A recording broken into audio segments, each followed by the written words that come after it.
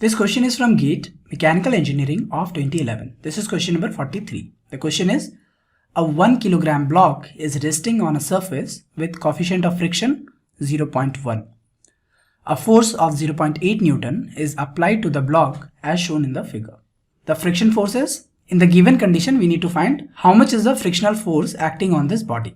So if we draw the free body diagram of this, we have this block whose weight is acting downward, and the normal reaction will be exactly in the opposite direction because this surface is in contact. Let's write R. Now a force F is applied in this direction, which is 0.8 Newton. So frictional force will be applied in the opposite direction, right? Let's write F. Okay.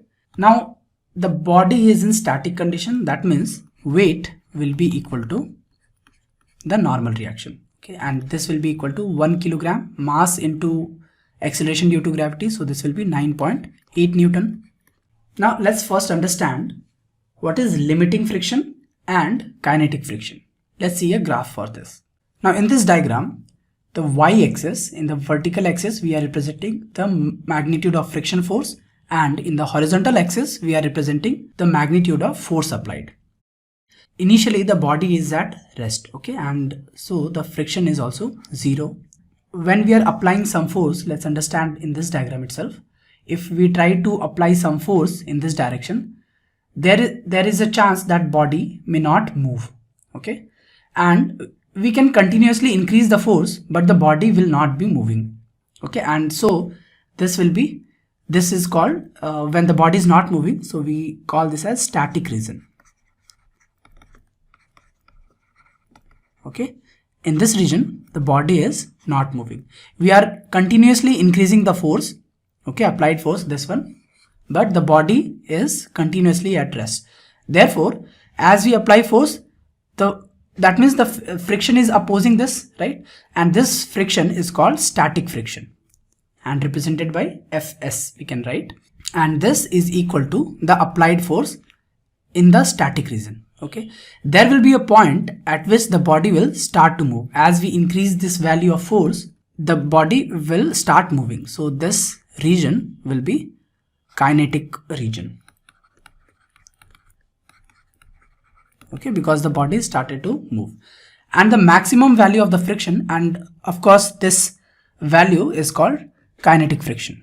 And of course in this region, where the value of friction is called friction forces, kinetic friction. Okay, so this is Fk. Let's write here. Okay, this is the frictional force, kinetic friction force, and the maximum value of force, the maximum friction that is attained is called limiting friction. Okay, so Fs max, the maximum value of static friction, is also called limiting friction, F limit. Okay, so the max. So after this point, after this point, if you increase a force even a little bit, the body will start to move. Okay, let's come back to our problem. And this value of limiting friction is given by, or we can say the static friction. Limiting friction is given by mu times the normal reaction. Okay, and mu in the problem is 0.1, and normal reaction we have calculated 9.8 Newton. Okay, so this value will be 0.98 Newton. Okay, now this is the limiting value of frictional force. Okay, so if the body, if we apply force more than this, okay, suppose now if we apply force little bit even more than this, that will be in kinetic region, and the body will start to move. Okay, but here the value of force applied is 0.8 Newton. Right? Therefore, it will be a static friction. So the body will not move. In this force, if applied force is 0.8 Newton, the body will not move, right? This value is equal to, because it is opposed by the static frictional force. Okay? So here in this case, the body will not move. So here in this case, the applied force is lesser than limiting friction force,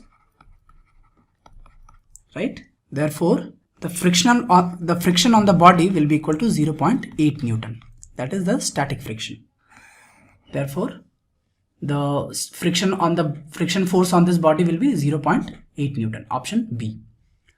For more information, you can refer to the NPTEL course, lecture number 18, Friction 1 by Professor K. Ramesh of IIT Madras.